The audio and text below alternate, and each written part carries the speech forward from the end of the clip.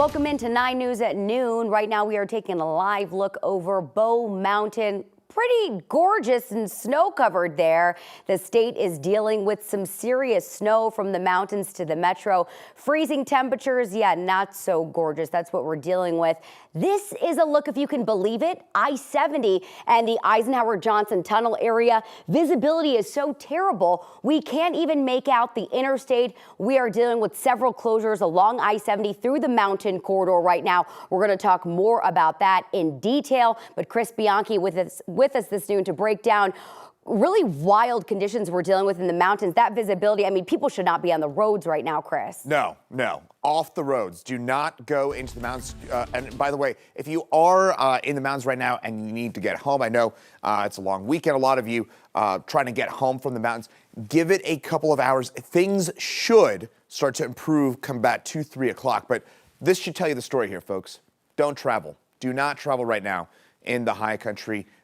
If you're somewhere, again, just stay put for the next couple of hours or so. Denver right now, things pretty slick out there as well. I can tell you firsthand driving in here, there are multiple accidents as I drove in. Normally a 10-minute commute took me about half an hour to get in here. So again, still seeing some of that snow out here into the Denver area as we speak. Now, the snow pushing its way off to the south. So we're starting to see some dry air push its way on in from the north. So Palmer Divide, that's where we're seeing the heaviest of the snow right now.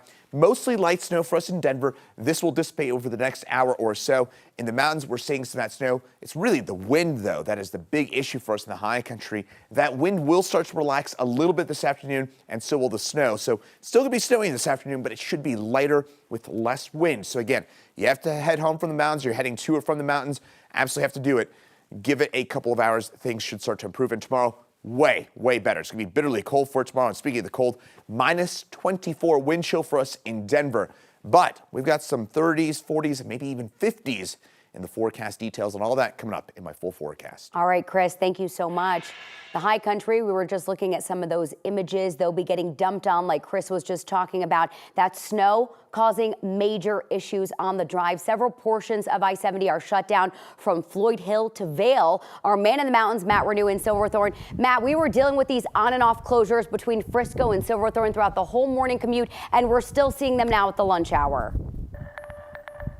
You're right, Erica. Right now, those closures are simply just on. We've got I-70 closed westbound at Georgetown, eastbound here at Silverthorne. It's closed both directions over Vail Pass. And as you guys have been talking about, yeah, it's still clearly snowing in the high country, but it's the winds that are still just blowing across the mountains right now, causing a lot of problems. Not even sure you can see all that clearly back that direction behind me, but that's the traffic coming in off of I-70, and then it's just sort of spilling into Summit County, into the Silverthorne, Dillon, and Frisco areas. And then people, because this is a holiday and there's so many people up here, have nowhere to go. It is an absolute parking lot in Summit County right now. There's not a parking lot or a gas station that doesn't have a whole bunch of cars just trying to wait out this storm. As Chris said, maybe into the afternoon before people can hopefully see some relief from these winds and this snow. Most of the resorts have seen well over 2 feet in just a couple of days from this, about 15, 16 inches here in Silverthorne. So Erica, it is a nightmare. If you don't need to go on the mountains, you shouldn't go on the mountains. And if you're trying to get out of the mountains, it's going to be a long time, I think, because of all the closures. Probably on the way over here from where I live north of Silverthorne to right over to I-70, saw about 7 or 8 cars stuck just on the side of the road. You rarely see that on these side roads, but that's how bad it is up here. Yeah, and like you said, you don't want to be one of those cars stuck on the side of the road with no one to come help you, just jamming things up. For, emergency officials need to keep I-70 clear. So like Chris said, maybe in a couple hours, give it a try. Matt, please stay warm. I know you've been working since the morning. We really appreciate you. Avalanche danger is still high in the high country as well. Red areas you're seeing on the map mean a high risk. The double exclamation marks shows avalanche warnings. The orange areas are considerable risk for avalanches. We want to remind you to be extra careful today if you're going to be in the backcountry. Right now, it's so cold in Denver, many homeless people, they're taking advantage of the city's warming shelters. They're almost at capacity, so they're actually expanding now to other facilities. Right now, cold weather shelters are currently open 24 hours a day in the city and county of Denver. This includes the Denver Navigation Campus. That used to be the Doubletree and New Directions of former Best Western. Both will be open 10 in the morning tomorrow through 10 in the morning tomorrow. There's also buses available from 6:30 to 9 tonight to take people to the St. Francis centers, to those shelters. Recreation centers are closed today because of the holiday. The city says the Glen Arm Recreation Center will be open from 7 in the morning to 7 o'clock tonight as a warming shelter. The Colorado Coalition for the Homeless says they've been sending outreach teams to help get people inside and out of the dangerous cold. We really need more options for people, even if they just come in for these really cold nights. That's going to be a lifesaver for some individuals. The city says it will evaluate the forecast and whether to extend the cold weather shelters even further into tomorrow. The cold weather is also making schools have to shut down tomorrow already. Right now, more than 24 schools will not be open. This includes Jeffco schools, where they announced a few minutes ago they will be shut down. This is because of the frigid temperatures that we'll be dealing with. You can keep track of any closures and weather alerts throughout the day. Just download the 9 News app, or you can stream us on 9 News Plus. Today, of course, is also Martin Luther King Jr. Day. Denver held its annual parade to honor his name. The word parade was coined by former state representative Wilma Webb, a combination of a march and a parade. It's meant to celebrate the victories achieved in combating injustice from the past while marching nonviolently to confront injustices in the future.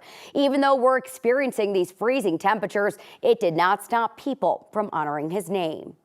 In 1989, she made the decision to cancel the parade because they were forecasting light snow showers, so forth, so on. It turned into a blizzard. And there was about 1,000 of us that still marched, from 1 to 5,000 of us. We still marched. And she then realized that we can't cancel the parade. Organizers also opened 2 warming centers for parade participants at the Carla Madison Recreation Center and the church in the city. Today, people in Iowa will cast the first votes in the 2024 presidential election. Colorado's Republican Party is breaking decades of tradition and endorsing former President Trump, only the second state GOP to make an endorsement. The caucuses will continue despite the sub-zero temperatures across Iowa. Republican primary candidates trying to squeeze in last-minute FaceTime with voters got derailed by the weather yesterday. Nikki Haley had to switch to a remote event because of dangerous winds there. Donald Trump held a rally telling the crowd to brave the cold weather.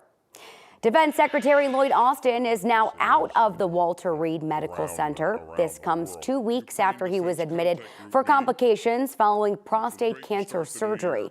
The Pentagon says Austin will work remotely for a period of time before returning to the Pentagon.